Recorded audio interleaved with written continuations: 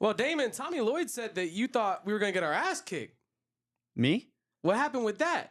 Damon was wrong, and we're going to talk all about it in 30 seconds. Don't go anywhere.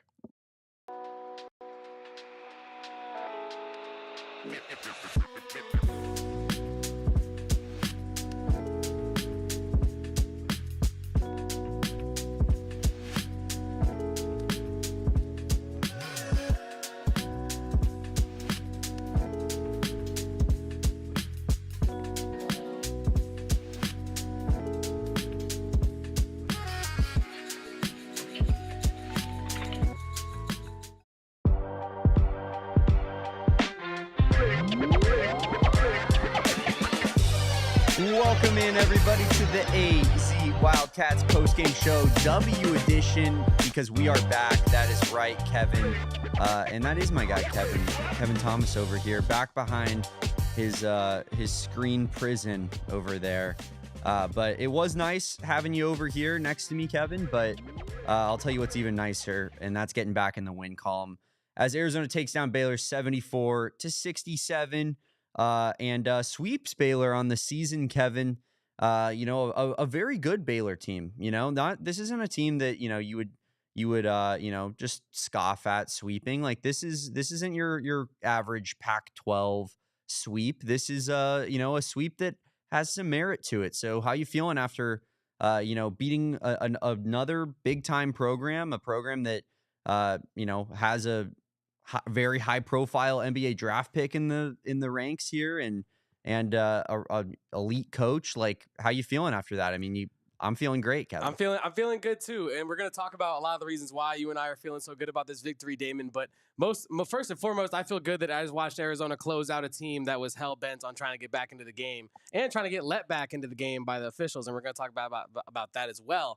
But yeah, Damon, it feels good to be back in the win column, as the basketball and football guy says. Because Arizona was on the brink of 3 straight L's, Damon, which when you brought it up to me earlier, I hadn't really properly internalized that because I really thought Arizona was going to win today the entire time. So I hadn't really thought about the possibility of getting on here and talking about 3 straight losses in the Tommy Lloyd era because we don't have to talk about that very often, you and I, Damon. So it's very thankful to be back in the win column and be talking about Arizona Wildcats W.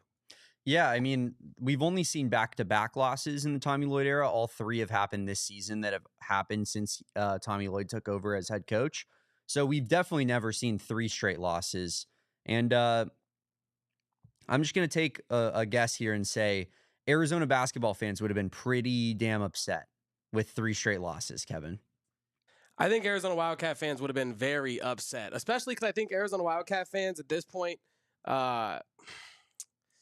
I don't know. I think that the evaluation of the Arizona Wildcats opponents is a bit hit or miss at times. And I think the context surrounding the games really affects people's opinions on whether or not Arizona should win or lose, right? Like, I think if Arizona beats Houston or, doesn't lose to K-State, for example, and then loses to Houston, I think a lot less people would be upset if Arizona lost this game to Baylor, right? But it does feel like it felt like a must win from a fan's perspective just because of the fact you don't want to lose 3 in a row. From a fan's perspective, it felt like Arizona was reaching its peak at the right time, right? And so to watch Arizona then maybe lose 3 in a row at that point, you're like, how is Arizona going to be able to get back up to the peak? So winning this game, if you're Arizona, it gives you another foothold as you're trying to climb the March Madness mountain, right? So I'm happy that we're not, like basketball and football guy says, living in negative hypotheticals, because Arizona dubbed tonight, Damon, and it was a strong victory, pretty much pillar to post as well. So yeah, Damon, what were some of your takeaways from this one? Yeah, I think first and foremost, honestly, this team is really weird, right? Like they feel like that their ceiling is so high, but sometimes like their downfalls are so avoidable. Like it's things that bad basketball teams do, Yeah.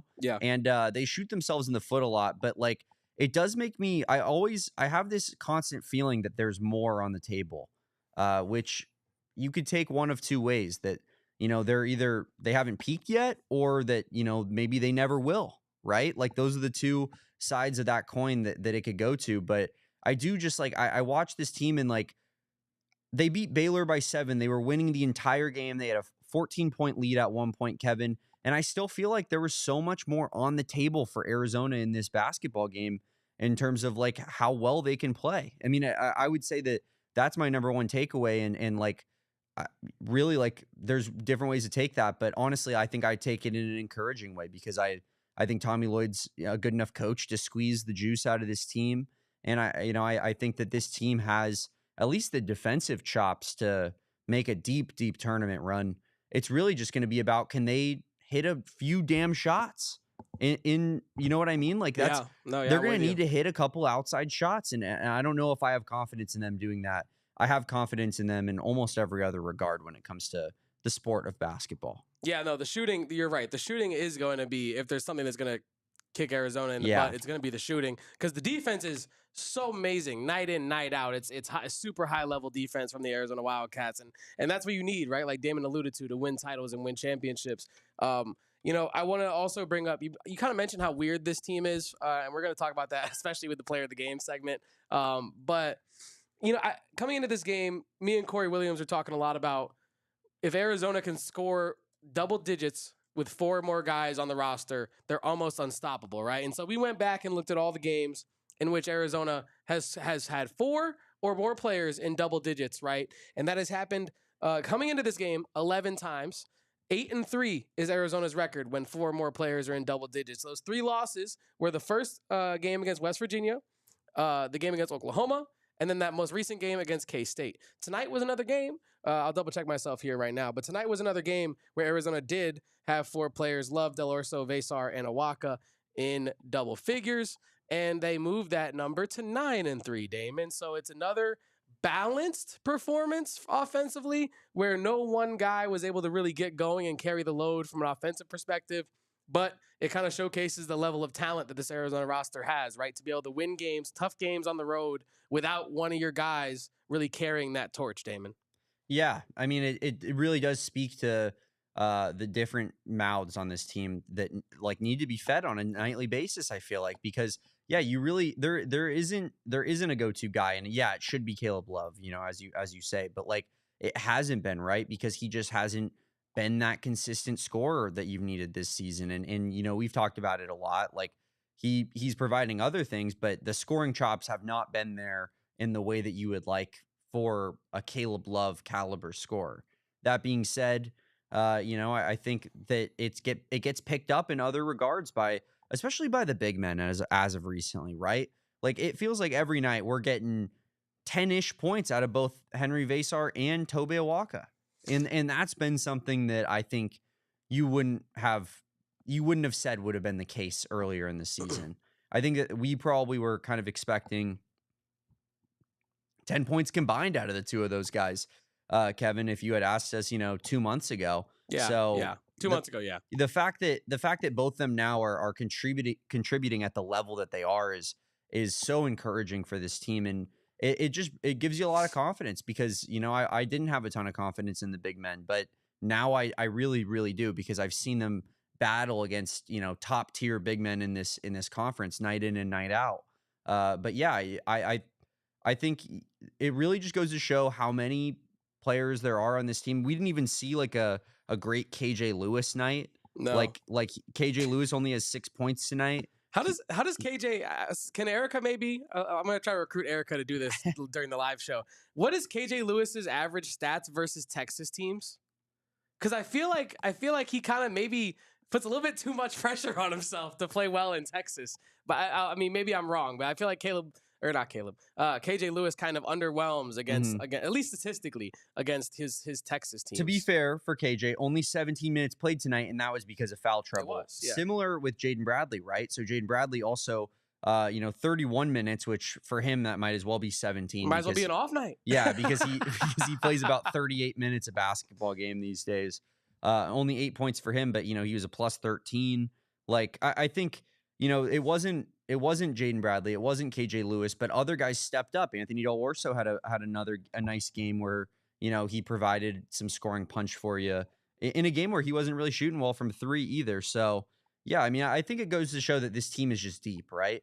They have a lot of different angles that they can beat you from, a lot of different ways that they can play offense. It's just about putting it together, Kevin, for a full 40 minutes. And I think that's where the issues come in, right? And I think we have to talk about this as much as we have to, focus on the positive and say, great win, gritty win. You pulled it out at the end, and you hang in tight when they put the pressure on you, right? Which is similar to how the first Baylor game went. That being said, like we can't keep us going through these droughts night in and night out. I mean, it happened against Houston. It's the reason that Arizona lost the Houston game. It's going to happen in the tournament and lose Arizona its season. So, you escape with the W tonight, but like just more of the same big issues we've been having with this team all season long, Kevin. Erica fact checking me right now says KJ played bad versus Tech earlier in the season, but nothing else looks bad. So it was just a recency bias thing on my half. I'm sorry, KJ Lewis. I'm sorry about that. But I also want to kind of talk to your point that you're bringing up about the bench, right? The bench mob and all that Arizona's had this season. Tommy Lloyd kind of messed with that tonight, Damon. He messed around with the rotations, started Henri Veesaar with Tobe Awaka, and then you had the bench unit of Townsend, Lewis, Bryant coming off the bench, and that produced a total of 8 points from Townsend and Lewis, and then so 15 with Bryant putting in 7 as well. And I was doing some stat hunting pregame here, and the Arizona Wildcats have gotten 25 plus points off the bench in 13 out of 14 Big 12 games so far this year. After tonight, now it's 13 out of 15, but you've also altered the lineup. You got some bench players in the starting lineup, and now you got, Townsend off the bench, and that's probably a good thing. And we have all these different random variables, right? But I liked the rotations that Lloyd went with tonight. I think it really gave a fresh look for Arizona, Damon. I don't know if you feel the same way. Yeah, I think we saw I saw some Carter and Trey out there at the same time type of lineups. That though. That I thought that it and I saw someone else tweet it. I forget who it was. Sorry, but they tweeted that it's helpful having Carter Bryant's size and his rebounding out there. When Trey Townsend is out on the floor playing the 4 position, because we know Trey Townsend is a weak rebounder for a power forward, right? So get a bigger sized 3 out there to help kind of counteract that a little bit. Because reality is, Trey Townsend is we know who he is at this point. He goes out there and typically he's kind of hurting the team when he's going out there. He's not a positive player for this team. He isn't, Kevin. I'm sorry. I'm not going to dance around it anymore. It's funny just because we're at this point where at one point, just think about this, Arizona fans. At one point, maybe you weren't as delusional as I, but at one point I thought, hey, Trey Townsend's going to contribute some nice, off the bench, scoring, and he's going to rebound really hard, and it's going to be awesome. The Trey Townsend, I think I tweeted preseason, I was up late thinking about a Trey Townsend putback right now. I think 98% of Arizona fans were pro Trey Townsend, and maybe that's our fault, started. right? Maybe that's our fault because maybe we expected too much of Trey Townsend. Because Trey Townsend, you're right. Every time he's out there, even when he does good stuff, if he follows it up with something that has you just go, I was just like the rebound. That's exactly what happened in that sequence tonight where he gets a strong rebound. Kevin goes, okay, that's a nice little rebound there. And then I forget exactly what he did on offense, but he immediately just I think it was a turnover. Yeah, I think it was a rebound and then a turnover at the other end. Yeah, or miss. And it's just that's always it's classic what happens. I don't want to be mean. I know they're just kids. Trey Townsend, I'm sure he's a great dude. Trey Townsend's not no damn kid, man. I'm sure he's a great dude. I do feel and I don't know, chat, you can check us on this, but I don't know about you, but I feel still I'm 25, you're 23. We're still kind of at a place where, college kids are, I feel it's a little different than a 45-year-old man criticizing a college kid. I feel I get you. No, I really do get you. It's not a hard cutoff. Yeah, I think it's from your own age group. It's a little bit of a slow cooker cutoff as you continue to go. But getting back to it, I was just gonna say Trey Townsend, when he's out there, he's not bringing a ton to the table, but you also know that he's in the 8-man rotation and you need him to provide a little bit of minutes. So how can we make the best of his minutes? Bring a big giant lineup out there with him that's just gonna rebound the basketball. I am old, Alec. I am old, but not as old as you, pal. But keep going. But no, I do agree with you. I think the lineups that we were talking about, right? I think the flexibility and the versatility that it gave Tommy Lloyd tonight, because like someone said in the chat here, Baylor's a small team, right? Baylor is not at all a team that's going to dominate you with size in any way. And I think that if you're going to start with Tobe Awaka and Henri Veesaar, it's going to give you different advantages that you can go to, right? Whether it's the high-low game, whether it's having just simply someone who's a competent, top of the three screen and roller, and then also having another big threat in the paint. I noticed that a lot as well tonight. They would bring Henri Veesaar up to the three to set a screen for Jaden Bradley or Caleb Love or something like that. And then that would give them two options now when rolling to the basket. You have Tobe Awaka, who can go up strong and get, foul draws and all that good stuff. And then you also have your roller in Henri Veesaar. So I think it gives Arizona's offense a bit more versatility than it does with Trey Townsend out there. And I'm not trying to I'm not trying to bag on him, but I am saying I think having Veesaar out there with Awaka, you can do more things than having Townsend out there with Awaka, because it's just not the right mix having Townsend and Awaka, in my opinion, right? But at least for this matchup, right? And I think that, like you said, when you go to the bench then and you bring Townsend off the bench and you have a slightly smaller, more athletic rebounding pair with Townsend and Bryant, I think that is more Trey Townsend's speed. I think he looks more at pace out there with that kind of a lineup. So I loved Tommy Lloyd mixing it up tonight. I didn't expect him to mix it up tonight. No. And I think I kind of wonder what went into that decision. Honestly, I'm sure it was the size of Baylor and such, but it was a interesting start to the night, Damon. And I'm sure we can get some thoughts here as we keep going in post game from some of the great big J's that cover this fine basketball program. But it was an interesting call from Tommy tonight, getting the two centers, I guess, in there. But to be fair, Tobe Awaka has a little bit more of the frame of a power forward conventionally. Just in college basketball, he's more of a five. But yeah, I thought it wasn't a really interesting call. And I think Veesaar and Awaka seem to have some decent chemistry together too. Yeah, I think we saw 2 Henri to Tobe assists tonight, Kevin. Well, yeah, is and Henry's a pretty decent passer for his size. I think both those looks came from the taller guy being on Henri, Awaka pinning a smaller guy down in the paint, and Henri just using his very long wingspan to just kind of throw it over the top down low to him as he had his guy pinned. So I like that. I mean, that's free baskets if you're going to be able to throw an accurate pass there. And I thought the rotations were definitely interesting tonight, and something to monitor moving forward. I wonder if this is going to be the full-time starting lineup from now on. I mean, it might. I couldn't read Tommy Lloyd's mind at all tonight, so I'm not trying to read his mind again here and be wrong. But I think that you spoke to the chemistry. I kind of wanted to speak to that before we get to our break here, because you don't run a high-low game with 2 bigs on a team with this many different ball handlers unless they have great chemistry, right? Like, I don't think you're letting your bigs handle the ball in a passing situation to the other big unless you really trust their chemistry and you've drilled this down and that they can produce a certain amount of points per possession doing this thing, right? I love the chemistry between Veesaar and Awaka, and I think we can see. I think we've seen more of it since the K-State game, and I think we're going to continue to see more of this going forward. More of that 2 big, even if it's not in the starting lineup, but just more of those 2 big lineups with Veesaar and Awaka. Yeah, for sure. And we're going to talk about the rest of the game, what else happened, kind of break down the rest of the players. And I think we got to talk a little bit of VJ Edgecombe too, Kevin. We got to talk free throws too. Oh, I'll talk some free throws. And I don't even like talking free throws. And no. that's how we got to talk free throws tonight. This is true. And we're going to get after that right after this break here on the AZ Wildcats postgame show.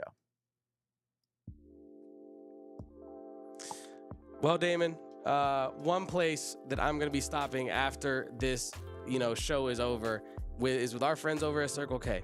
I currently got to get some gas. Actually, I'm really low on gas, so I will be using my 3 cents off per gallon to get me some. Are you only at 3 still? Yeah, dude. I was thinking about this last night, how crazy it is that. Damn, I've been lying to the people saying 5. It's great. You didn't know. You thought I was a real one like that, but I'm not yet. I'm not there yet. I didn't really understand the full beauty of the Circle K until I moved up to Phoenix and really started living up here and experiencing the Circle Ks that are plentiful throughout the valley, right?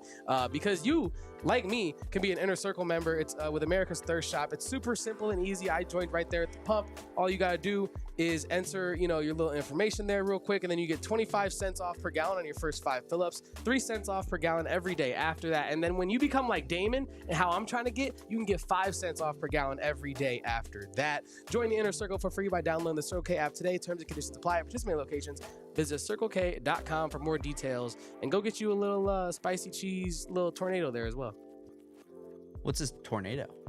Not the tornado. What is it? It's a little the little breaded rolled things in the rollers. Just like a you put them in a little plastic bag. Yeah, like one of the chicken rollers or whatever. Yeah. Like I got you. Those, it's like a cheese. It's a gas cheese station one. classics. Yeah. No doubt about it. Another classic here is our friends over at Phoenix Raceway. We got a race coming up March 7th through 9th. Erica Day is a big racing fan, apparently. We learned that on the last postgame show. She'll be out there wearing her sweet, spiffy little racing jacket. And maybe I'll have to buy myself a nice little racing jacket like that, Kevin. Something leather, something nice that I could operate a vehicle in, a fast vehicle in. And if you want to see some fast cars, head on out to Phoenix Raceway in the Estrella foothills. Just beautiful scenery out there. It's going to be hot, though, so make sure you bring some sunscreen. But yeah, they got all the big stars out there. And, we're about to see some cars go 200 miles per hour over that 1 mile oval. Doesn't get any better than that. It's just great vibes out there. Good times, drinking, having a good time, partying. How do you not love it? Phoenix Raceway, March 7th through 9th. Make sure you guys head on out and get your tickets now at phoenixraceway.com. Also, Damon, I just wanted to bring up, just because for fact-checking purposes, tornadoes are a thing. Like, I wasn't tripping. No, I'm sure you just got it from a different... No, it's a food provider that Circle K also partners with. Oh, okay. Yeah, so Tornadoes is a company. They sell their little wraps and stuff, like little wrapper things, to different gas stations around the valley and places like that. And Circle K is one of those places. So you can actually get a tornado food item from Circle K. Just wanted to clarify that. Made sure I didn't shout out at the wrong brand. We're good. Yeah.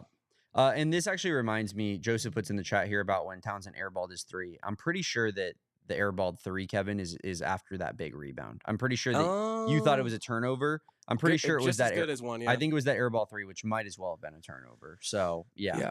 I also want to point out something else Joseph said in the chat while we're on the Joseph train here. He said Tommy Lloyd also maybe sat Love kind of strange. To my memory, that was like a foul trouble thing. Now it was Caleb Love picked up a really early ticky-tack foul, and I think Tommy Lloyd sat him at that point being like, I don't want my best possible scorer to pick up a quick second, and now I got to sit him for most of the first half. And then, so I think Tommy Lloyd was kind of just trying to manage his minutes in accordance to the crazy fouling that was going on, and I guess that could be the segue into our free throw conversation a little bit, Damon. But should we go to the numbers first here? Yeah, let's do it. Let's hit the numbers, Kevin.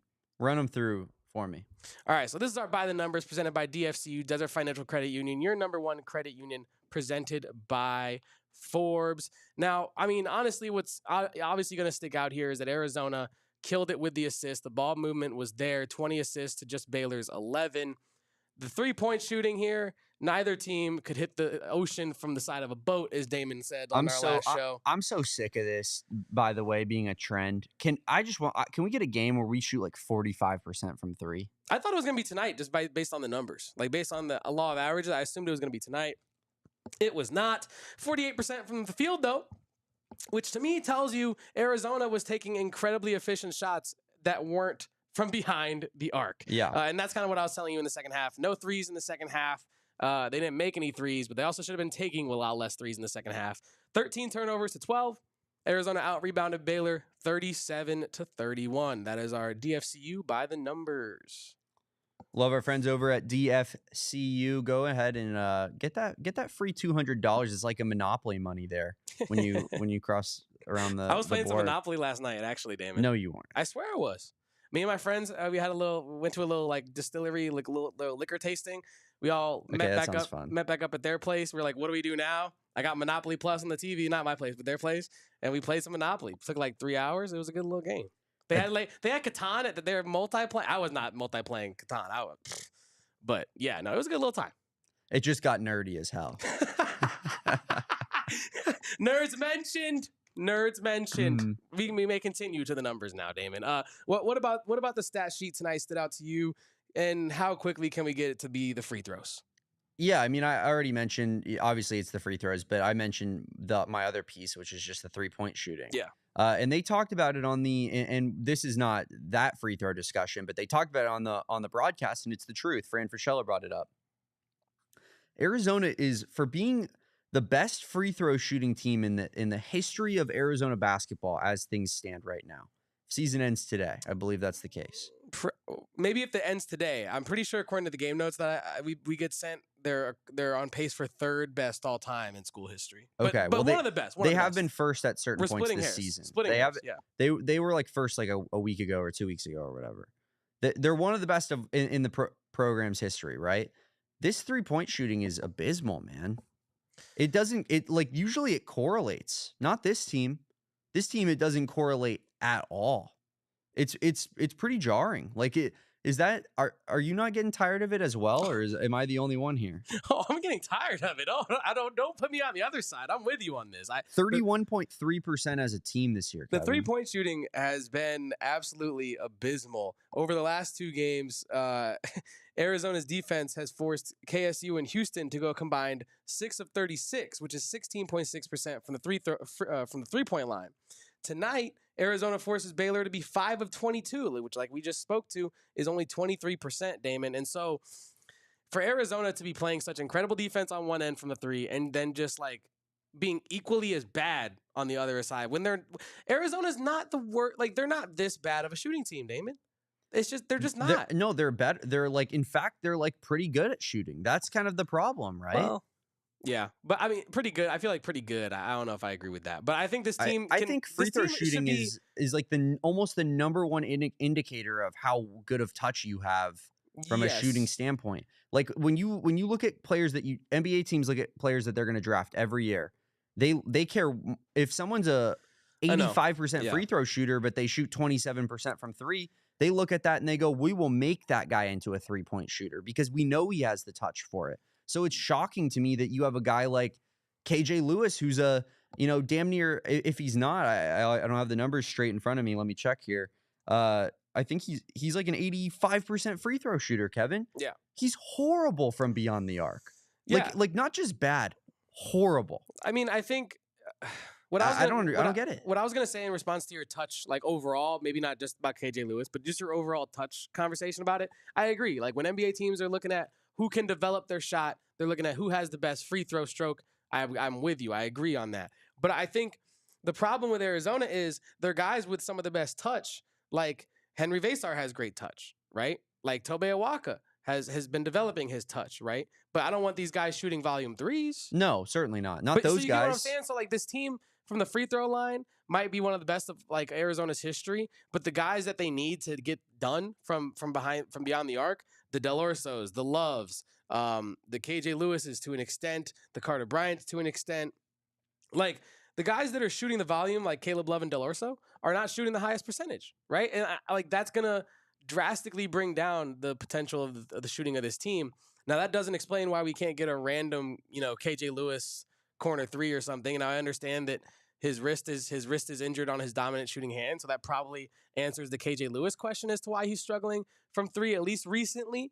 I'm not saying he was Steph Curry before, but I think that it's a volume thing for Arizona. Like I really think they would benefit from being a lot more selective with what 3s they take. Caleb Love being 1 for 7, and I don't know his last couple games, but it's a lot of numbers that look like 1 for 7 in the last couple of games for Caleb Love from beyond the arc, right? Because he's doing it in other ways, but from beyond the arc, it's not been there. ADO put up 5 threes tonight, went only 1 of them. And so I think it's the volume and it's the shot selection. It's the time and circumstance of the 3s that Arizona is taking, right? In the second half, I think Javier Morales tweeted that Arizona started the half 0 for 3 or 0 for 6 or something like that from 3 to start the second half, but 6 of 7 on the rest of their shots inside the arc. Your bread is not buttered from beyond the arc, right? And so, yes, the touch is awesome. The free throw percent is awesome, but the guys that are shooting the most 3s, I don't think really play into that, in my opinion.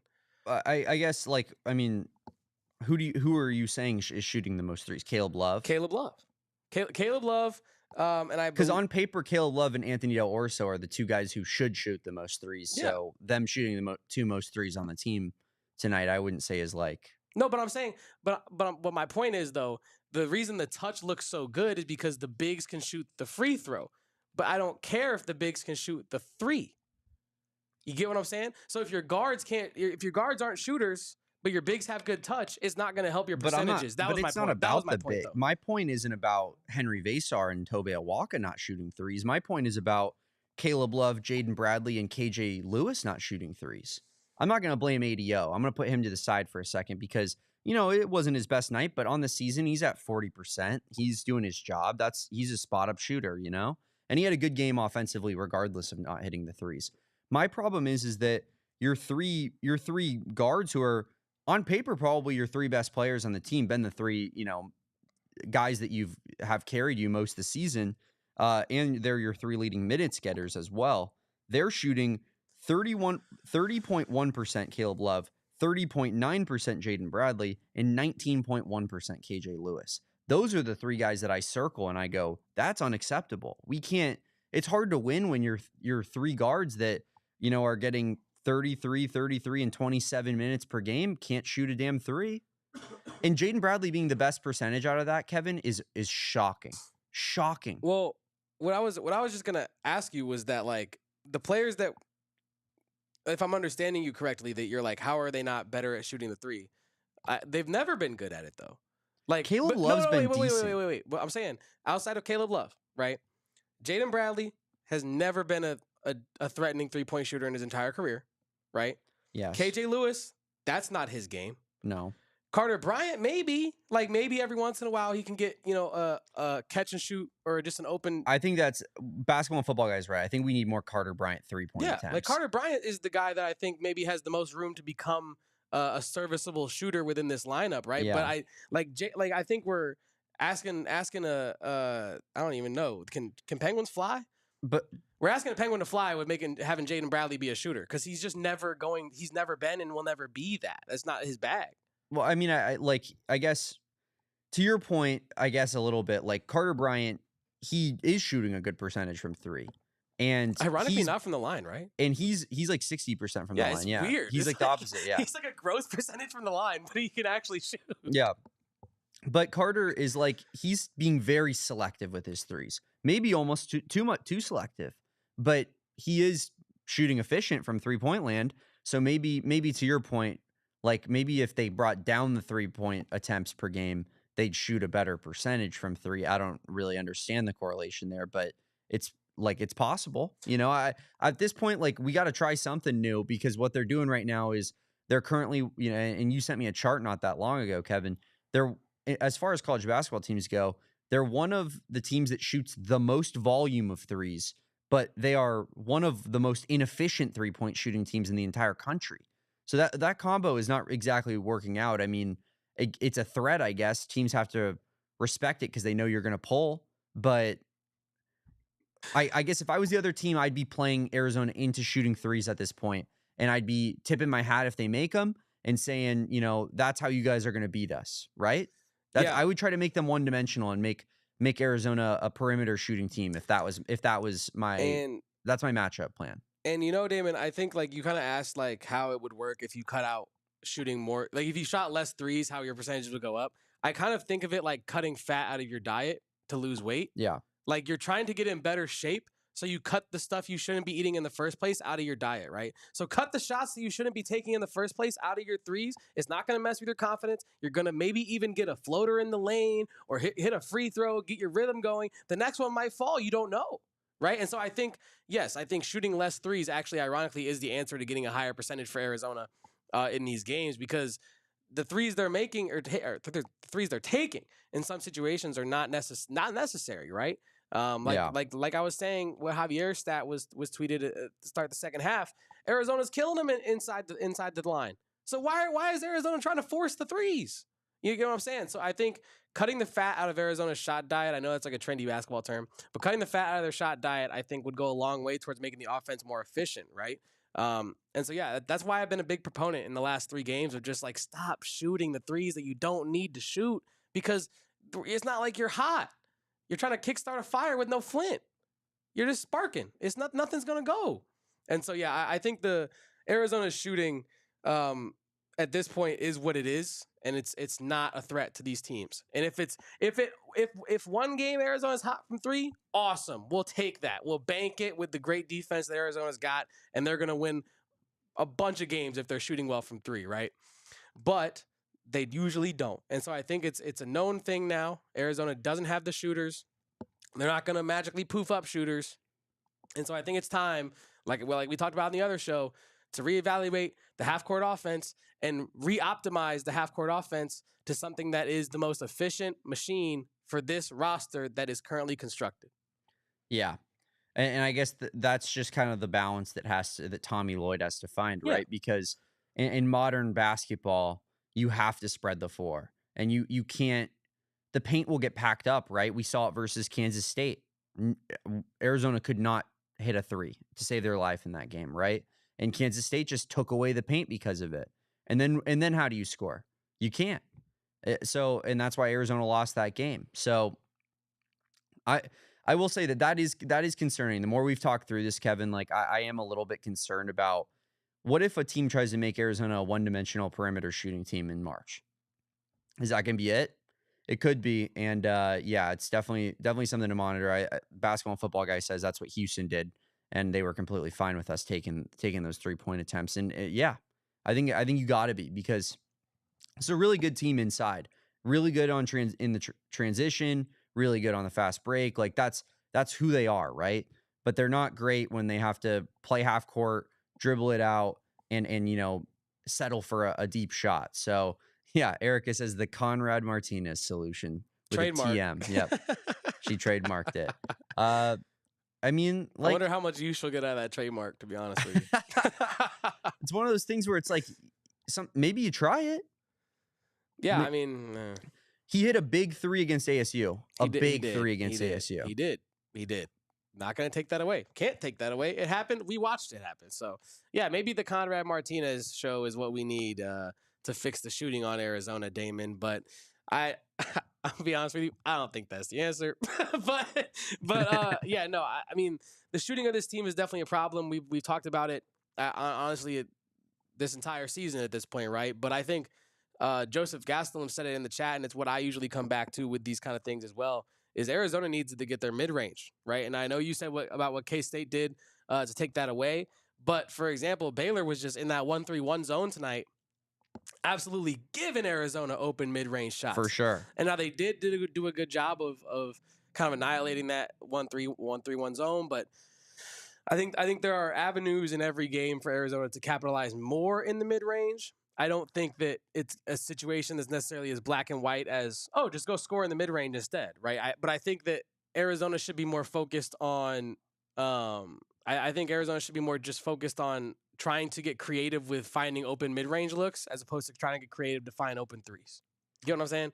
Because I think one helps out the other. Like the one hand washes the other. You know what I mean? For sure. Because opponents will slack off a little bit more when they're closing in on your 3-point shot, because they know that you'll try to dribble past them and get that mid-range shot. I think for a guy like Caleb Love, that's particularly important. He was aggressive at getting at that in the first half too. Or even Jaden Bradley, because Jaden Bradley is like, when he takes mid-range shots, I'm happy with them. When they're open, you know what I mean, Kevin? Like I think that's a win for Arizona. But when Jaden Bradley he could take a shot on an empty court on air, and I don't know if it's going in, if it's beyond a 3-point line. It's concerning. So yeah, I mean, I definitely think Jaden Bradley, KJ Lewis, and Caleb Love, that should be the mentality, is mid-range shots over threes, because the threes are not working at this point. And yeah, it is concerning when it comes down to late games in March, like Lou is my daddy says, where it's just like, that's what wins games sometimes. The high variance play in the high variance tournament will win you a lot of games. Here's the good thing about that, though. We have one of the most high variance players in college basketball on our team. Yeah. And he could hit 7 threes tomorrow. And it wouldn't shock anybody, Lord knows right? he's going to take 12. So. Yeah, it wouldn't shock anybody if Caleb Love gets hot for a 5-game stretch in March. So and so yeah, as long as the defense is there and maybe you can win a game here or there where you don't shoot well, but yeah, you got to find that shooting some way, shape, or form. We got to find some more sponsors to talk about, Kevin. So why don't we do that after this break here? Well, Damon, one of our fine sponsors are the great people over at Sanderson Ford, where they kind of treat you like family. They'll get you in a new car, and they'll feed you at the Starliner Diner. It's a delicious place. I gotta get myself over there. Damon keeps telling me about it, and I'm really jealous. I don't want to go there because I know I will try to buy a car, and I don't got the facilities for that right now. But the clock is ticking. The facilities for that, big man. The Sanderson Ford 48-hour sale ends today for President's Day in celebration of Arizona being the 48th state of the Union and Ford trucks being #1 in sales in Arizona and across the country for 48 straight years. Sanderson Ford is having a 48-hour sale on over 800 new and pre-owned vehicles, many with savings of $4,800 or more. Save $4,800 on a 2024 Bronco Sports, plus get an additional $480 Visa gift card with every new vehicle purchase or lease. These offers end today, so shop the 48-hour sale with no hassle, no pressure, no nonsense. Don't let time run out on the Sanderson Ford President's Day sale. Disclaimer, Bronco Badlands offer includes 1,000 RBC, 1,750 RCC cash, 1,000 Jeep Open Conquest cash. You must qualify for a Visa gift card, not valid on A, X, Z, or D plans or Raptor, Tremor trucks, or specialty vehicles, Damon. So make sure to head over and shop with our friends over at Sanderson Ford. I've actually been seeing a lot more Bronco Badlands on the streets recently, and I think it's because of Sanderson Ford. Yeah, it's the biggest Ford dealership in the state of Arizona. Of course, it's Sanderson Ford. I love the Bronco, man. It's my favorite. It's genuinely my dream car. That's not a ad thing, anything. Like if you told me that, asked me that off air, I'd tell you the same thing. And I'll tell you what. If I wasn't working here at PHNX, my dream company would be over at Branded Bills. They brought us out to their facility, Kevin. You didn't make it because you were a little sick boy. But it was unreal, man. The vibes out there, immaculate. Everyone's just hanging out. It's kind of like our office, Kevin, where it's just a bunch of cool people, kind of creatively getting together and doing stuff that they love. And that's what Branded Bills does best, is make hats, make apparel. They were showing us some of their new products they have coming out. Man, stay tuned. That's all I'm gonna have to say. Stay tuned. That new? Yep. And we made our hats, of course, when we went out there as well. So they showed us the whole process of that. Branded Bills. I love Branded Bills. Most comfortable hats I own. Just the best. They have great Arizona hats. They have some in the bookstore. Those campus collection exclusives over there at probably the McHale Center bookstore, but definitely at the main bookstore there at the Student Union. So check them out. Use code PHNX online for that 20% off your first order. And head on over to brandedbills.com. Use code PHNX for 20% off your first order. Well, Damon, you and I talked about it a lot pre-show, but we do have a player of the game to give out. And shall we do it here?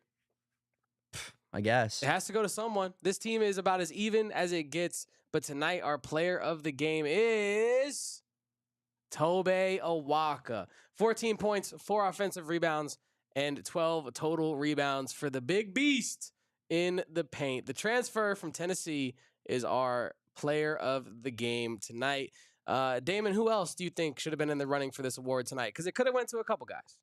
It absolutely could have, Kevin. I'm just looking here at the stats. I mean, I think Tobe Awaka, at the end of the game, he ends up with the most points. He's the leading scorer on the team, right? 14 points, 2 guys at 13, Henri Veesaar and Caleb Love, and Anthony Dell'Orso with 11 there. Carter Bryant had a good, I thought a good game as well. But yeah, I mean, it's weird. It's just what this Arizona team does and has been doing all season long, which is it's a collection of good play from this guy here and that guy there. It's never really one guy that's kind of taking control of the game, and I think that's kind of that's mirrored by Jaden Bradley being the best player on the entire season, right? Because he's not a guy who's ever really putting up 20 points in a game. He's a 10-point per game guy night in and night out, but he's just been steady all season long. He's been giving you that. Obviously, tonight wasn't exactly his night. due to some foul trouble, but he played great defense as well. And I just think that this team, they hit you from so many different angles. Anthony Dell'Orso, he didn't hit a lot of threes, but he made some good cuts. He played smart basketball, especially on offense. Some serviceable defense at times too. Yeah, he was getting targeted a lot, so it was a lot of bad as well on defense. But he was getting targeted a lot. He was playing. Sorry to cut you off, but no. I'll finish by saying he was playing well enough on defense, Damon, to where you and I were talking about the long leash that Tommy was giving him to play. Right, Tommy was letting him play, which tells you he's at least not getting killed on defense. Right, continue. Sorry. No, you're good. Basically was just going to talk about the same thing. I felt like he was competing, and like even when guys with like VJ Edgecombe, who are absolute monsters, by the way, are going straight at you, like he wasn't shying away from that. So you love to see that at least. And you want to talk about like a athleticism discrepancy we worry about with Delly, right? That's going to be the most athletic dude he goes up against all season long. That's probably the most athletic player in all of college basketball, no? No, yeah, he's up there for sure. I was going to say, I wasn't worried about Delly. I was worried about VJ. You know what I'm saying? That's what I'm saying. I was worried about how he was going to deal with Delly's athleticism. Because Delly took it into him 2 times. Yeah.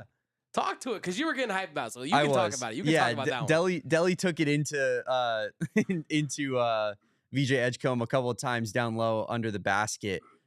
Which I think is, it's a little risky, but I respect it. And both times he got the finish to go. So should have been an one of them as well. Yeah, I think so. Yeah. So yeah, how could you not love that? And he told VJ, hey, meet me up there.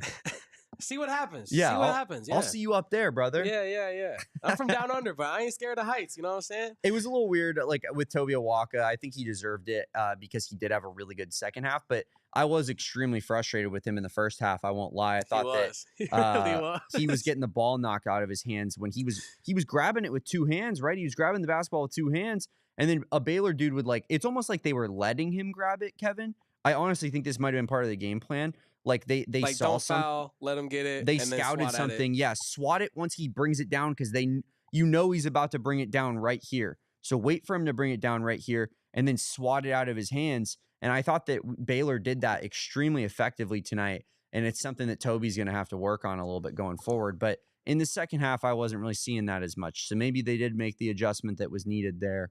And I thought Henri Veesaar, you were frustrated with some of his tap outs in the first half. 2 hands. I didn't see as much of that in the second half either. So I think that both guys kind of, they at least you mentioned it earlier. Baylor's not a tall team. You have to win the rebounding battle when you start, especially when you start 2 centers like that against a smaller team. And they did their job tonight. And Arizona wins that battle frequently. But yeah, that's just another example of them doing so. Before we get to another battle that Arizona usually wins frequently, and that is the stock market battle, and we're going to get to that on the other side of our last break, I wanted to wrap this up kind of by talking, unless you have more to say, kind of talking about, Henri Veesaar. I feel like we talked about the chemistry between him and Awaka, right? If Henri Veesaar could bottle up just a little bit more of that Awaka aggressiveness and tenacity, and then he could maybe transfer a little bit of that finesse that he has on those rebounds over to Tobe Awaka. Oh my God, we have the 2 best bigs in the nation. Well, it's weird. I feel like I think Henry is extremely aggressive in his own ways, though. Like when he doesn't. Here's where Henry has aggression where Tobe doesn't. That's when they get the basket, the ball in their hands, moving to the basket. Yes. Henry goes up like he's gonna dunk it on someone's head every single time. That's his goal, right? Yes. Is I'm going straight up to the basket. I dare you to get in my way. It feels like Tobe has that half-second kind of pause, and then it allows the defender to get in front of him and get a good contest in. And so it's I wish Henry had that rebounding tenacity that Tobe had. I wish Tobe had that scoring tenacity that Henry had. And you're right. I feel like they kind of they're kind of yin and yang a little bit. Yeah, for sure. But and that's a good thing. You want different profiles. Balance. But it would be great if they could pick up off of each other a little bit more too. Yeah, and I think specifically when I was saying that they could borrow from each other, I was talking in a rebounding context. So I think it's really, really smart that For sure. you brought up the scoring thing, because I think you're right. It's the other side of that same coin, right? Yeah. Flip the two variables for the scoring, and now you actually are talking about maybe the two most perfect bigs in the nation, right? outside of whatever Duke's got going on in their lab. But I think that, you know, because I was complaining to Damon about when Henri Veesaar goes up for some of these boards where I don't know what he's thinking or like what, you know, the game plan there is. Because sometimes it looks like he goes to grab it and then he can't tell if he wants to grab it and like tip it out or grab it and two-hand bring it down. And so he kind of gets this in between of like palming it and then just tapping it out to someone. And I'm like, just if you don't know, just grab it, right? Like if you don't have someone that you're specifically tipping it out to, just grab it. Yep. And there were a couple times tonight where I felt that he didn't necessarily have someone in mind to throw it out to. So he was just kind of tapping it out because he maybe didn't think he could get both hands on it, or I don't know what he was doing. But yeah, overall, we love Henri Veesaar. We love Tobe Awaka. I just think in terms of rebounding, Henri Veesaar could probably take a little bit more of that sure-handed, just take it from the guy, rip it, make sure I got it, and then make a choice from Tobe Awaka. That's all I got to say on that. Yeah, I'm with you. I think Henri Veesaar is like he's got a. I think it's the way you put it is perfectly right. Like it's almost a pass of sorts when you're tapping it out. So you should be kind of zoned in on somebody when you're making that tap, or it's complete desperation. If I don't do this, they're about to score. They're about to, get this offensive rebound. Can't get both hands on this at all. For sure. I gotta disrupt something. For sure. Right, so it should be 100% desperation, or I have a guy to pass the ball to. And I think there are times where it feels like that's just kind of the habit he gets in, where he's really just like, oh, I'm just gonna keep tapping it out. It's working. And it does work a lot of the time when you have Caleb Love, Jaden Bradley, KJ Lewis, dudes who swarm. And the to court, his credit, right? he's very good at it. He is good at it. Yeah. But I think he's a little too good at it to where he gets a little too comfortable doing it. And I think you're right on with the money there. Should we take a trip to the stock market here in a second, Damon, after this last ad break? Let's do it. Well, Damon, like I mentioned earlier, I'm making a stop on the way home at Circle K, but when I do get home, I will be relaxing with our friends over at Cornbread Hemp. Now, I like history makers. Damon knows this. If you are making history, I am following what you're doing. It's America's first ever USDA organic THC gummy. You respect the goats, Kevin. You got to respect the goats. We all stand on the shoulders of someone, right? Mm-hmm. And if you're making THC organic gummies, you're standing on the shoulders of Cornbread, because they're doing it first and they're doing it best. Their mission at Cornbread is to improve your quality of life with the highest quality hemp. It's your healthy, happy hour. It's a natural, healthier way to experience a carefree moment. Cornbread's THC gummies offer a balanced sense of happiness and relaxation. It's 10 milligrams of THC per gummy, which is just the right dose. Cornbread uses nothing harsh, unlike most hemp THC products. No synthetic ingredients, Farm Bill compliant, and for legal adults over the age of 21. And I just want to say that if you're looking, like I said, for a healthier way to have a carefree moment without any harsh chemicals, any synthetic ingredients, any smoke, anything harmful for your lungs, Cornbread Hemp THC gummies is the way to go. And they've created, like I said, the first ever USDA organic THC gummy that's 100% legal. And for our listeners only, you can get 30% off your first order. Just visit cornbreadhemp.com/PHNX and use promo code PHNX at checkout. Again, that's cornbreadhemp.com/PHNX and use code PHNX for 30% off your first order. And make sure you guys head on over to Mando. Sometimes, Kevin, I mean, I know that that's not anything that you're smoking with, but you know how it is a little bit with the THC and the, just kind of the scent that's going on. That's why you go over to Cornbread with the gummies, by the way. Yeah, true, but clear it all up with our friends over at Mando, right? They got the all over body deodorant that literally goes all over your body, whether that's your pits, your butt crack. I don't got to say the rest, but you know it. And they got the ointment right there that Kevin's showing you, but they got the spray too. They got the stick, as you can see on screen. They got the wipes. They got it all over at Mando, and they got it in some crazy scents as well. Bourbon leather, Clover Woods, Mount Fuji, Pro Sport. This is the Pro Sport Invisible Cream. Doesn't get any better than that, Kevin. And we're giving away, or we're giving you a little bit, $5 off your starter pack with our code PHNX. And it's a nice cheap starter pack, but it's going to get you all the essentials here over at Mando. And it's perfect for our new customers. It comes with a solid stick, deodorant, cream, tube deodorant, 2 free products of your choice, like the mini body wash and deodorant wipes, and free shipping. And as a special offer for our listeners, new customers get $5 off the starter pack with our exclusive code.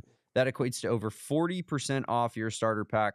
Use code PHNX at shopmando.com. That's shopmando.com. Please support our show and tell them we sent you. Smell fresher, stay drier, and boost your confidence from head to toe with Mando. This is the way, Kevin. You know, I'm smelling this pro sport right now. Rumor has it that, I mean, this is a rumor. This is just not science. It's a rumor. Rumor has it VJ Edgecombe uses Mando Invisible Cream Pro Sport deodorant before every game, and it's like his like Mike shoes. You know what I mean? Without the Mando, he can't jump as high. Gains athleticism. Yeah. So it just smells like pro sport. But anyway, Damon, we have a stock market to get to, and unfortunately, wah. Dude, I'm sick about this, man. We debuted this graphic. Have we won it once since? No. No. But I'm encouraged by Arizona having 9 steals tonight. I really am. Yeah. The one block is a little disappointing. In fact, it's a lot disappointing. I pointed out to you, I don't know, about halfway through the second half, I was like, damn, Damon, Arizona has no blocks. What, would you believe that? And he's like, yeah, I feel like I haven't seen one. I believe it. And then when Henri Veesaar did get his one block, I did the Leonardo DiCaprio point at the screen. You see, Kevin, you see, there's a block. I know that guy. I know that stat. Yeah, Damon. So obviously, stock market tonight did not go in Arizona's favor. But I think that overall, because of Arizona's overall defensive prowess, the lack of blocks didn't matter. They're still disrupting shots, right? And I think that's the key. I saw a lot of, I think I saw a lot of long closeouts on shots, right? On 3-point shooters and things. Maybe they shouldn't have had to have given themselves that much space to close out in the first place is kind of what I'm getting at. But I still love the effort of the disrupting of the shots. Like, yes, they weren't getting blocks on threes or necessarily blocks at the rim, but they're disrupting all these shots, making it difficult for Baylor to get easy ones at the rim or otherwise. And so, yes, Arizona loses the stock market by 1 tonight, mostly because they could not block the ball. And me and Damon are just eagerly awaiting the next Tommy Lloyd insider trading scheme so we can get another stock market dub. I was trying to see if Tommy Lloyd said anything interesting after the game. But no, just like Erica tweeting, just coming up with Erica tweeting that Tommy's on SportsCenter saying that we all thought we were going to get our ass kicked against Baylor. And a narrative that he invented, I feel. Correct. I feel like he's like he got out ahead of that one. He had to have heard like one person in the building or a couple people rumblings of like, oh well, we lose to Houston. That's what I'm saying. Like got Baylor on the way. Tommy was feisty after that Houston game, man. He talked refs and he called out the media saying that no one else believes in us. Those are like that's like some Nick Saban stuff. Yeah, you know what I mean? Like that's like big time college football coach, or like Coach K would pull something like that, but like. Maybe that's the ascension of Tommy Lloyd here. And I'm going to bring up another thing that really told me as a fan that he was frustrated with the situation that went down against Houston was he brought up the fans need to be patient with him building a program. He kind of brought that up. Remember when he did say that. He was like, well, how long has Calvin been at Houston? Yeah. How many national titles have they won? We're building something. Yeah. It takes years to do that. And so he was kind of like just checking everybody at the door. Like, hey, win, lose, or draw when we go to Baylor, y'all had better remember what I'm saying in this room right now. And I think there was a very like message sent across the bow moment from Tommy to the media to the fans.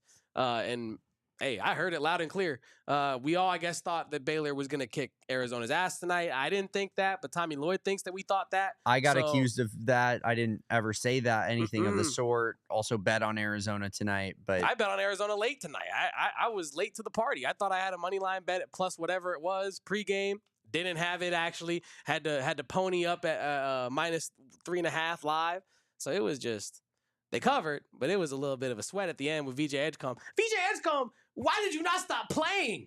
Oh my God. He just wouldn't stop playing. Yeah, he was keeping them in it. They were up like 4-5, and VJ Edgecombe just keeps flying to the rim, doing the most beautiful, elegant, hanging in the air layups to bring him back within 3. Three's not a cover for Kevin Thomas. Three's not a cover for me at all. And so I was stressing out. I'm over here like, I hate it. Damon's like, what? Why are you upset? I'm like, I have 3.5, Damon. I can't deal with VJ. Everyone else on the team, bodiless, lifeless at the end, not trying to, prolong the inevitable. Who cares how much we lose by? Kevin cares how much you lose by. I do. Matters more than anything. Yeah, but good teams win, great teams cover, even on live spreads.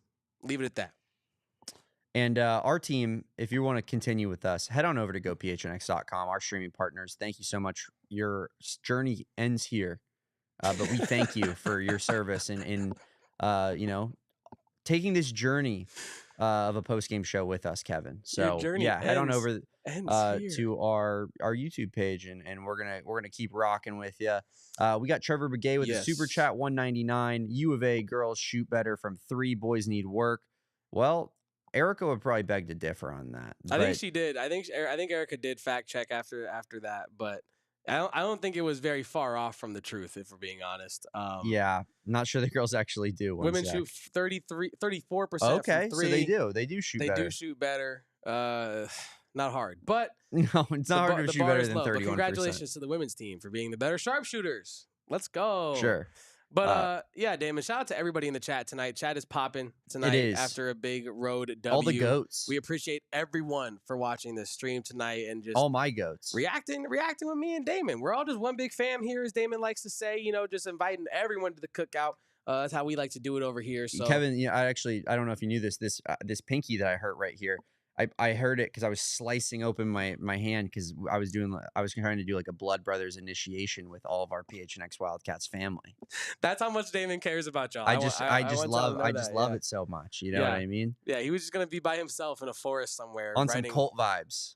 Yeah, just like writing on a piece of paper, like all Arizona fans will come together this season and rejoice at the development of Carter Bryant and Tommy Lloyd as a head coach. And then you just stamped it with a little pinky blood, Yep.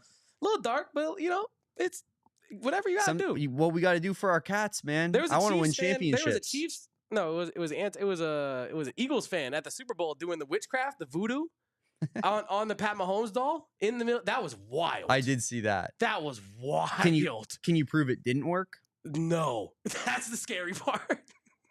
But no, Damon. Anyway, like Joseph said in the chat, we are all fam. So make sure to leave a like, subscribe to the channel. Support me and the Damon dog. But and shout out Ryan too. That is dedication, but that's just who I am, and that's what I'm willing to put on the table for you guys. The dedicated Damon dog. Here's what I want you to put on the table for me: a like on this video, because we're at 28 likes right now, and Kevin needs 50. We've established this; it's our ground number. Kevin needs 50, or else it's gonna be a long, long night of no sleep for my guy over here. Team no sleep. It is certainly indeed.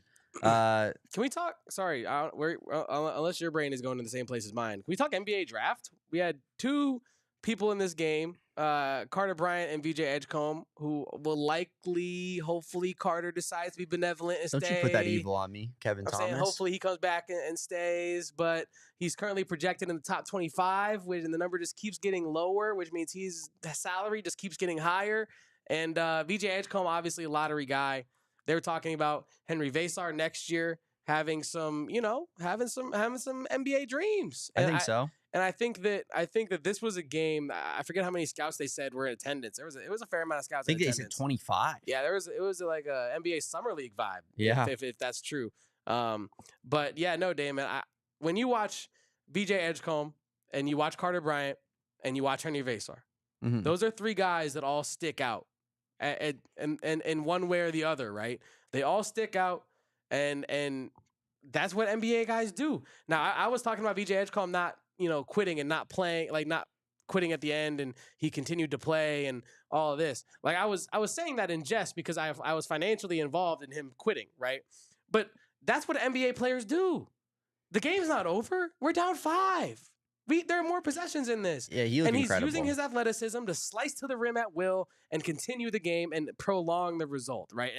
And Meisner in the chat says 35 scouts for 20 teams. They think. Okay, Which I did hear. That's where I got I did hear on the broadcast like my I dyslexic like brain took over a little bit there because I said 25 teams, 35 scouts for 20 teams. Carry the one and do the exactly. Okay, yeah, we're good. But yeah, no, a lot of scouts from a lot of teams were here, and honestly, I think it was Ludus, my daddy, earlier in the chat said, he loved the Carter Bryant stat line at half. I loved it too. And if you're an NBA scout, Damon Dog, and you see a kid coming off the bench, putting up 5, 6, and 5.5 against Baylor, I mean, that's a nice little resume builder, Damon Dog. Like I'm just saying, Carter Bryant is like it. I'll be like, obviously, like I was joking, like don't put that evil on me, Kevin. We don't want Carter Bryant to go, but if I'm an NBA team, I look at Carter Bryant and I say that's a kid who cares about winning. That's a kid whose mentality is in the right place. That's a kid who clearly wants to develop and get better. It's not all about, just getting the biggest NIL package and playing the most minutes somewhere. And on top of that, he has every tool in the book, every tool from a shooting standpoint, athleticism, length, like all the main things you look at. So when the mentality's there, when the IQ's there, when the athleticism's there, when the shooting's there, Kevin, how is this guy not someone that you want a piece of in the NBA draft? Like, if I'm a team that's drafting, especially a playoff team, which would be kind of in that range where we're talking right now, where he can continue this slow cook development, I think it's a perfect situation for a guy like Carter Bryant. It's really about how high does he want to go, right? If Carter Bryant cares about... He can come back and go higher, for sure. That's what I'm saying. If Carter Bryant cares about being a lottery guy, I think we're getting Carter Bryant next season, right? And but I think Carter he will Bryant, be. Yeah. But if Carter Bryant, like we were talking about this in the office off air, Damon and I today. Yes, we speak off air. We were talking about how, unfortunately, you're talking about how Carter Bryant it was the context of players going to ASU, the clearly unserious basketball player, right? Mm-hmm. Versus a player who chooses Tommy Lloyd coming off the bench as someone who could start in half the programs in the country right now.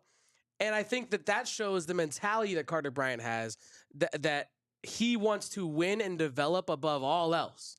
And I think that, so maybe he doesn't care, and that actually might work against us here, right? You know what I mean? But maybe he doesn't care about going as high as possible. Maybe he just wants to be in the best situation, which is currently actually what he's setting himself up for by going in that 18 to 25 range, right? So I'm terrified that we're only going to get one season of the Carter Bryant show. But if they cancel my favorite show on TV right now, I'll be thankful that it happened. You know what I mean? Yeah, but also to your point also of like, I think maybe he wants to go to a place that is better for his development. Maybe he thinks that better place for his development is year 2 under Tommy Lloyd. So he wants to wait it out there in college basketball and get into his second year. So I do think that is the type of guy Carter is, and I'm not saying that he'll come back, but that I think his development is what's most important to him. And if he thinks that that's at Arizona in year 2, he'll be back at Arizona in year 2. And obviously that's something that we want. But another thing I'd want is just his minutes to just keep seeing an uptick as the season continues to go along. Because it just feels like especially when Arizona's closing, Carter Bryant needs to be out on the floor out there. Carter Bryant is in the closing lineup. Like, he's a valuable piece because he can space and he can defend. And those two things are huge. When especially late in games. But yeah, going back to VJ Edgecombe for a second, Kevin, 14 free throws tonight. And Fran Fraschilla kind of compared him to Dwayne Wade at one point. Yeah, he did. And that's a very Dwayne Wade thing, is like utilize just your jarring athleticism to get to the rim and draw fouls because these dudes can't guard you. And honestly, I didn't agree with a lot of the foul calls, but some of them are quite soft. It looks like they can't guard you when you are running that fast to the rim and then you miss it. And then you jump that high. Yeah, literally. Yes. Run that fast, jump that high. Oh, how did he must have gotten smacked if he missed that. Yeah. You know what I mean? Like that does play a factor. But yes, Arizona shoots, I think 18 free throws on the night. 14 for 18 from Arizona. Basketball and Football Guy put it in there that Arizona had 6 free throws before intentional fouls started coming in. So that's 12 of those 18 were from intentional fouls. 25-6, Kevin, outside of that. I mentioned that to you like when we were watching the game. You were like, oh, look at this free throw discrepancy. And I was like, well, it was way worse 5 minutes ago when they weren't doing the fouling on purpose stuff. Because okay, folks, you're gonna learn something about me as a fan here today. I don't care about ref performance, really. I was telling Damon. Yeah, I really Kevin's don't not too care happy at with me all. in this one, but that's no. okay. But my point is, I'm with you tonight. That's how bad it was, right? Mhm. I usually don't care about refs. I think the last reason you lose a game is because of refereeing, right? Like win or lose, you did not win or lose that game because of refs. That's not usually what Damon says, but there are people out there that like really. By general rule, yes, you're correct. It's the refs Yeah. are not typically the number one reason that you lose a game. But I think if Arizona had lost this game, right, if Baylor was able to come back, it would have been solely because the referees kept them in the game when Arizona was about 11, 12 points up, right? Yeah. I was talking to you about it, how Arizona was up 11. Baylor was starting to get the easy foul calls, and Arizona was getting nothing on the other end, even though they were getting hacked and clawed. And I started to look at you and go, they're keeping Baylor in this game. I'm not accusing nobody of nothing, but I'm saying by their actions, the result is Baylor is in this game, even though they're not shooting well. They can't get a bucket. They should be down 15 to 20 points right now. But these referees, for whatever reason, for whatever they're seeing, are keeping Baylor in this game right now. And it was really terrifying because if you let a team, like you said to me, hang around, all of a sudden they have a chance to make something miraculous. Well, because we know that this team is going to have at least one portion of the game where they don't score for 3.5 minutes. Yep. You know, so that's where it gets scary, where they're sitting at because when you're up 11 and you don't score for 3.5 minutes, now you're up 2, and it's the game just completely flipped on its head. But yeah, the free throws were concerning tonight. Baylor was I believe in the bonus with like 12 and then 13 minutes left in both halves. Damon, the first half free throws, 11 attempts for Baylor, 2 for Arizona. Dude, it was egregious. Gross. It was just, tonight was not a good performance from the refs. And I guess I tweeted this, and it's like, this is where I'm at with it, Kevin. And I said this to you multiple times throughout the game.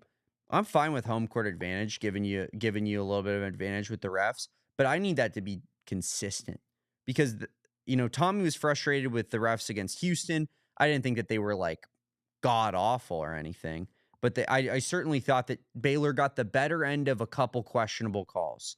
And it's like, then Baylor's getting all these calls because they're playing at home in a must-win game for them, and they need to stay in this game. And it's like, if Arizona got a couple of those calls against Houston, we're probably talking about winning that basketball game. Yeah. I'm talking about being in first place in the Big 12 right now. Yeah. I just ask for some consistency. That's all it is for me. Yeah, no, consistency is key, especially with refereeing. I don't care if it's a physical game. I don't care if you're not going to be able to touch the opponent. Just let the teams know early on what is going on refereeing-wise so they can play correctly according to the way you want to see it, right? And so, yeah, I'm totally with you on that. But I did feel like I'd be remiss to not bring up the fact that even these refs got under my skin tonight, and I don't care about no refs. But, man, these refs were bad tonight, Damon. Yeah, they weren't great. But the Wildcats were not bad, Kevin. And pull off, yet another big win. Where would you rank Baylor in terms of, I guess, Big 12 opponents? Because I think that on paper they have a really good team. They have a great coach. But obviously, they've suffered some losses this year in the Big 12. Like, they're almost a 500 team in conference. But I do think that they're pretty solid. So where would you have them? Okay. So obviously Houston's number 1. Below Houston. I think Arizona and Tech are 2, 3 in any order. Yeah. And then I guess who would you have after that? I still have Iowa State just because of the game that they played against Arizona in the first place. I think was an incredibly tough, better the game than any game Baylor's given Arizona this season. I think Baylor's a tougher opponent than BYU. Have not yet played Kansas. I think Baylor's better than. Yeah, I think that's probably where I put Baylor. After behind Kansas, right? No, after we haven't played them yet, so I really can't. You won't even. It's because they look. They don't look good. You know what I mean? So I think until we see what Kansas shows up against Arizona, I know it's kind of a cop-out, right? But I think I'm putting Baylor above Kansas. So I'm definitively putting them above Kansas because of the fact that Kansas has been so up and down and Jekyll and Hyde this season. Kansas is 16th in KenPom, and Baylor's 30th, 29th. Okay. So, that's a pretty significant jump there. But I think, Kansas hasn't had a strong season. They're right there. That's my answer, though. They're right there in that. What is it? What does that make them? 4 or 5? Yeah. Houston, Tech, Iowa State, and then Baylor 4, Kansas 5. But you can interchange one of those two. So they're outside the top 3, inside the top 5. I'm with it. I'm with it, man. I mean, I think that Baylor is a good team. They'll be a tournament team, and honestly, they're one of those tournament teams that I think you have to circle going into the tournament, just in terms of they've been battle tested. They've played a lot of the better teams in the country at this point, and they have the talent. Clearly, they have a Norchad Omier who's been there before. They have a VJ Edgecombe who's a top 5 to 10 pick in this upcoming draft. So, yeah, I think that this is a really good Baylor team. Arizona obviously beats them twice now. Yeah, we've had you covered for both of them. As Tom says here in the chat, please hit that like button.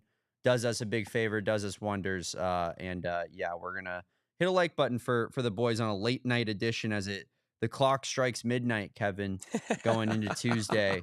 And of course, I'll be here on a Tuesday at noon. Kevin, I believe you are traveling tomorrow. Yeah. Tell the people where you're going. Yeah, so I'm going back home. To me and Caleb Love's, place of birth, St. Louis, Missouri. Yes. Kevin is actually it's work related. Kevin's actually he's going to the Love household. He's going to spend some time with them. We're actually filming 30 for 30 in direct collaboration with the Podfather Bill Simmons. Executive producing that one. He EPs everything these days. No, I'm kidding. I'm going back home. I'm actually going to arrive on Thursday, Damon. I got some things to take care of before I get out there. So so you're just bailing on me tomorrow? Well, yeah. Things have been delayed. Let's just say things have been delayed on the back end. So I'll be in St. Louis on Thursday instead of tomorrow, unfortunately, like I originally planned. But yeah, I know I won't be as present this week like Damon Dog when he went to the Super Bowl and kind of big time me a little bit. I gotta go back home and do what I gotta do, right? You know what I mean? But on the topic of St. Louis, for those that don't know, Caleb Love tonight had on some St. Louis inspired kicks. He had the Mambas. I don't know what version of the Mambas he had. Shout out to Erica Day for sending me. I should have pulled the picture into the stream, but I didn't. Bad guy myself. But they were just like a nice little St. Louis Blues theme. He tagged St. Louis Blues in his Instagram. So Caleb Love still repping the home city today. Joseph Gastelum wants to know what's a popular dish in St. Louis? Ribs. Can I break it down? I mean, St. Louis has contributed so much food to the nation. I'll keep it real brief. But if you like hot dogs, here we go. If you like hot dogs, that debuted in the 1906 World Fair in St. Louis. If you like ice cream cones, that debuted in the 1906 World's Fair in St. Louis. Now, St. Louis specific dishes, like Damon said, the barbecue, the ribs are fire. The toasted raviolis. If y'all have ever had a ravioli, they toast them and bread them, deep fry them. It's fire. I'll leave it at that. But I'll give you T-Ravs and barbecue. T-Ravs and barbecue are the popular dishes in St. Louis. How long was I out for? I think about probably 10, 15 seconds. Okay. It was a flash knockout. You were good. You're good. You're good. Get some fan on him. Fan him. We wish you some safe travels, Kevin. We really do. Yeah. And we will miss you around here and that energy that you bring. But yeah, I will still be here and we will still have you covered. Make sure you guys join in at noon tomorrow. We got a special surprise for you. And I guess I'll just pop out on here and say it. Arizona Wildcats color commentator from tonight's game, Reggie Geary, will be on the program tomorrow at the start of the show, giving you some thoughts. Obviously, former Arizona basketball player Reggie Geary as well. And yeah, he'll be giving some thoughts and talking about last night's win against Baylor and in Waco, in which he was in attendance for. And I'm going to ask him about what happened with Brian Jeffries there. We didn't even talk about He's sitting right next to Brian Jeffries when Norchad Omier goes flying come in. At the king. He did. He tried to come at the king, and he missed. And you don't miss when you come at the king. So and then what happened to him at 3 missed? Caleb Love, because he missed, Caleb Love came dunked back on his head. All over Norchad Omier's little fro. So, yeah, no, that was a revenge right there. Damn, Reggie Geary, that's a good get. Yeah, we're moving on up in the world over here on the AZ Wildcats postgame show. Follow my guy Kevin at KevoPost. That's KevoPosts. Follow me at Damon Dog. I am Damon DAWG on Twitter. Follow us at PHNX_Wildcats. Follow Erica Day at Erica Lee Day. She's just in the chat killing it. So we'll give her props as well. Caught a stray shout out. That was a positive stray. Just caught it. You were just for sure. I love it. I love it. I could be a nice guy too. Spreading the positivity. I could be a nice guy too. I know it's shocking to everybody, but I can. So yeah, follow Erica as well. She's providing great women's basketball coverage as well as basketball coverage, just being out there. And yeah, follow at PHNX_sports for our main account as well. Subscribe to this channel if you haven't done so already. Please like this video. Helps us out a lot. And yeah, I mean, who's Arizona's next game up against? Kevin, I don't know why BYU on Saturday. Well, that's right, because I missed the first BYU game and you're missing the second BYU game. So we will not be at full strength for either one of the BYU games. We don't need it. We don't need it. We don't need it because the Cats got us. Yes. BYU at home should be a W, but we will preview that all throughout the week here on the AZ Wildcats show. Thank you for listening, and we will catch you next time. Until then, bear down. Go Cats. We all silly like the mayor.